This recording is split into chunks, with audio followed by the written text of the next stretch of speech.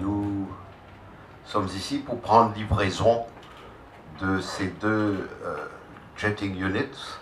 Nous avons souffert pendant un certain temps parce que nous ne pouvions pas satisfaire la demande qu'il y avait pour venir alléger la souffrance des gens qui avaient des blocages dans leur conduit d'égout. Nous avions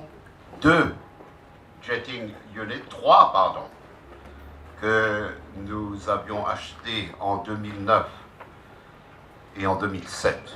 Le premier a été envoyé 59 fois pour réparation depuis 2010. Le second, 68 fois depuis 2010.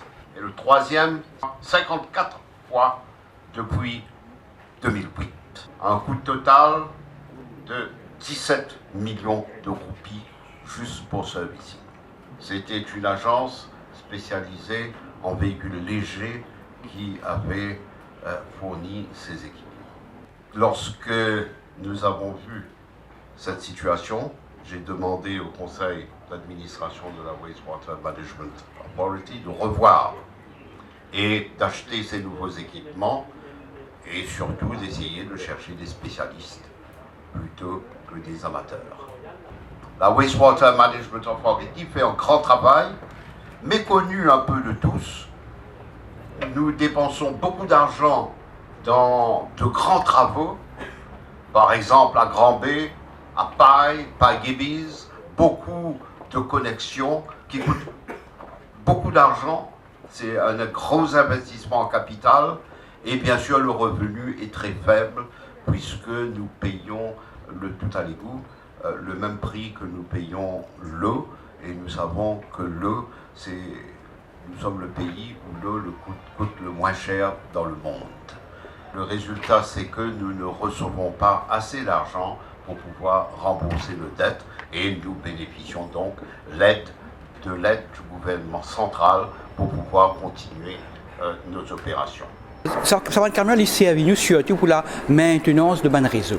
Quand Wastewater voyage devant le tuyau. Il y a une matière en suspension, il y a des débris, tout ça qui au fur et à mesure les déposés dans ce tuyau là. Au fur et à mesure, il y a une sédimentation qui augmente dans le tuyau, et il diminue la capacité du tuyau et aussi il cause un refoulement en amont. Il y a un exercice qu'on appelle le preventive maintenance, comme dire un traitement préventif. Normalement, nous connaissons une place que nous avons ce type de problème-là et qui nous est là, ça va camion ici avec nous pour qu'il nous capable, à travers une pression d'eau, nettoyer cette sédimentation-là. La différence avec les autres camions, c'est que ce camion-là, c'est qu'il y a une tank avec de l'eau. Ensuite, nous avons une pompe à haute pression. Donc, nous avons un raccord avec la tête, une buse. Dépendant de différents types de buses, dépendant du diamètre du tuyau. Donc, on envoie sa buse-là dans le tuyau et nous mettons en marche la pompe, d'avoir un jet d'eau à pression très forte qui servit pour casser ce blocage-là ou pour nettoyer ce tuyau-là. Au fur et à mesure qui nous étendent le réseau à travers l'île, nous avons besoin de ressources. Donc régulièrement, nous revoyons, nous avons besoin en ressources.